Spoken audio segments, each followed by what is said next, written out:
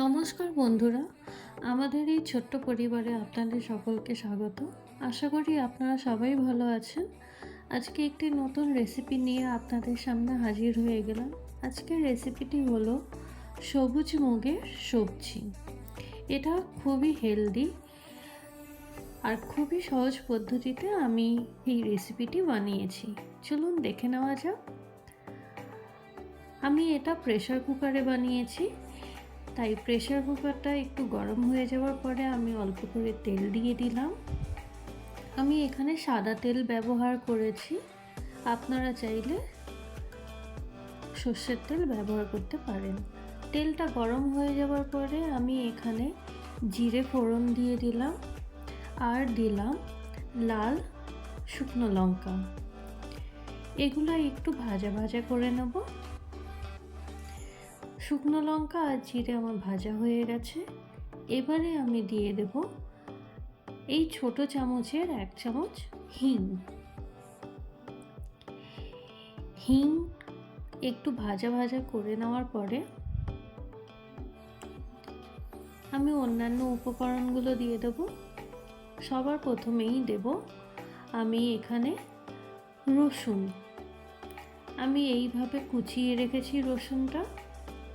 এই রসুন কুচি দিয়ে দিলাম, তার সাথে দিয়ে দিলাম সবুজ লঙ্কা কুচনো।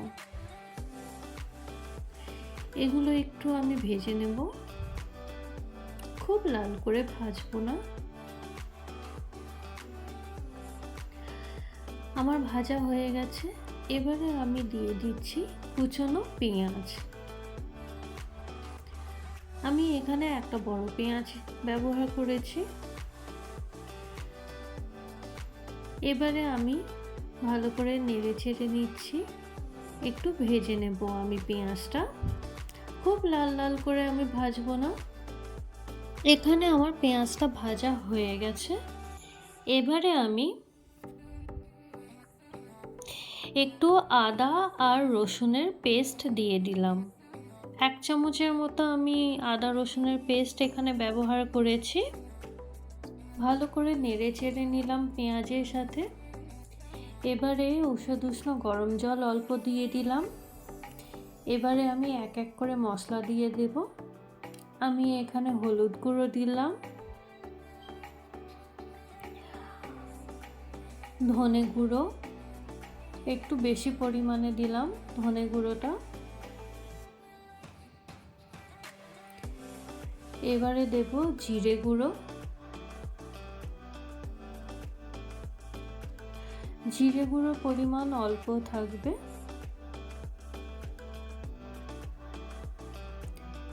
এবারে দেব কাশ্মীরি লাল লঙ্কার গুঁড়ো।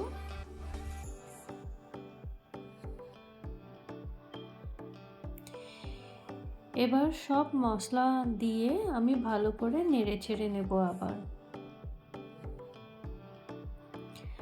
আবার আমি অল্প করে গরম জল দিলাম। এখানে আমি কোনো ঠান্ডা জল ব্যবহার করিনি। গরম জল দিয়ে করলে অবশ্যই উষ্ণ গরম জল দিয়ে করলে স্বাদটা ভালো আসে খাবারে। এখানে আমি টমেটো পিউরে দিয়ে দিলাম। আপনারা ইচ্ছা করলে কাটা টমেটো ব্যবহার করতে পারেন বা টমেটো পেস্ট করেও ব্যবহার করতে পারেন।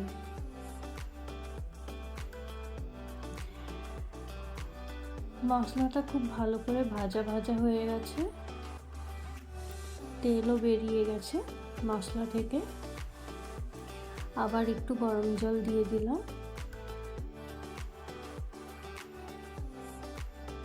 এবারে আমি নেড়ে চেড়ে আমি সবুজ মুগ দিয়ে দেব। এখানে আমি সারা রাত মুগ ভিজিয়ে রেখেছিলাম, প্রায় 10-12 ঘন্টা ধরে ভিজিয়ে রেখেছিলাম। একটু অঙ্কুরও বেরিয়ে গেছে। এই অঙ্কুর বেরোনো মুগ খাওয়া খুবই উপকারী। আবার আমি ভালো করে নেড়ে চেড়ে নিচ্ছি মশলার সাথে মুগটা।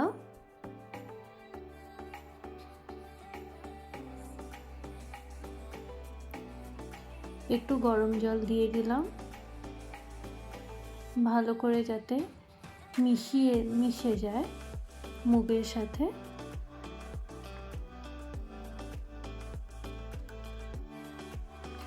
আমি এবারে একটু ঢেকে দিলাম।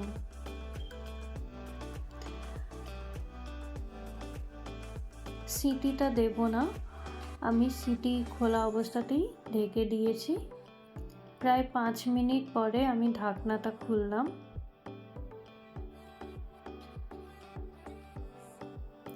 ভালো করে মিশে গেছে মুগের সাথে। মুগের দেখুন রংটাও একটু চেঞ্জ হয়ে গেছে। এবারে আমি প্রায় 1 কাপের মতো গরম জল দিয়ে দিলাম। আপনারা চাইলে যেমনটা রাখবেন গ্রেভি সেরকম দিতে পারেন জল। এবারে আমি এটা সেদ্ধ করে নেব।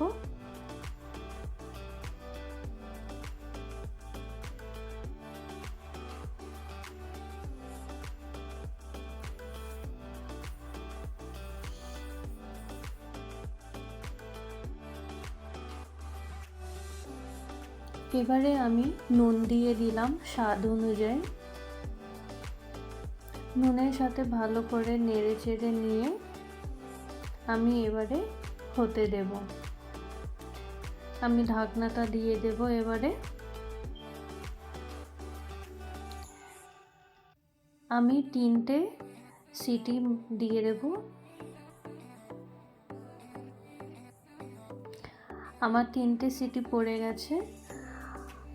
তারপরে আমি ভেপারটাও বের করে নিয়েছিলাম। এখানে আমার ডাল সেদ্ধ হয়ে গেছে ভালোভাবেই। এই রকম অবস্থায় আপনারা স্যালাড হিসাবেও খেতে পারেন, কিন্তু যেহেতু আমি রুটির সাথে এটা খাওয়া হবে সেই জন্য আমি একটু গ্রেভি রাখবো। এখানে আমি প্রায় 1 কাপের মতো জল দিয়ে দিলাম। আপনারা আপনাদের মতো করে গ্রেভি রাখতে পারেন। এবারে আমি ঢাকা দিয়ে হতে দেব। অবশ্যই সিটিটা খুলে দেব।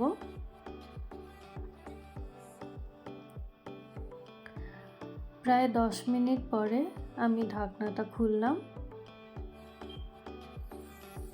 ভালোভাবেই ফুটতে শুরু করেছে। এই মুহূর্তে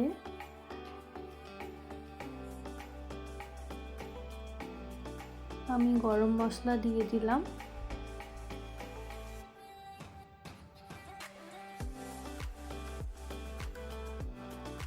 এবারে দেব কেশরি মেথি। এটা আমি ঘুরিয়ে রেখেছিলাম।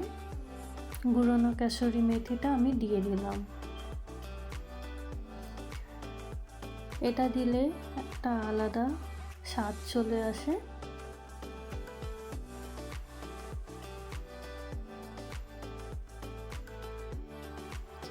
এবারে আমি ধনেপাতা দিয়ে দেব কুচনো।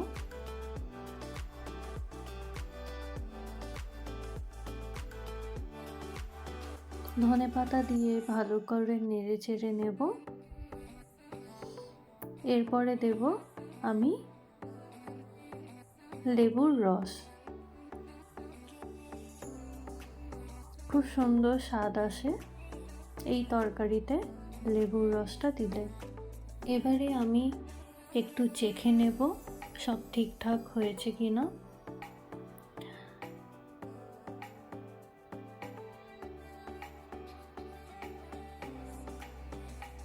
একদমই ঠিক হয়েছে, খুব সুন্দর স্বাদ হয়েছে।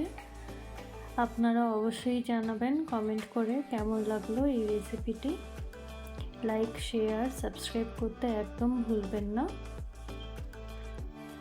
আমি আবার একটু ঢেকে দিলাম গ্যাস বন্ধ করে। আমাদের সবজি একদম রেডি। Thank you.